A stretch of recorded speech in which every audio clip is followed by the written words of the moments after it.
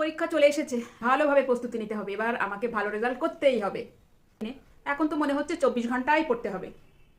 আর হ্যাঁ, আজ থেকে বাড়ি গিয়ে বলবো মাকে আমার দুধে কাঠবাদাম, আমন্ড বাদাম, কিশমিশ যত ড্রাই ফ্রুট আছে সব যেন গুঁড়ো করে আমার দুধে মিশিয়ে দেয়, যাতে আমার ব্রেনটা একদম ক্লিন হয়ে যায়। যা পড়বো সবটাই যেন মনে থাকে। এটাই করবো বাড়ি গিয়ে।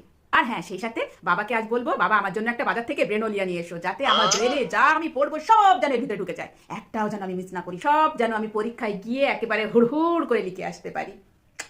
মা বলে শাক পাতারি খেলে চোখের দৃষ্টিশক্তি বাড়ে।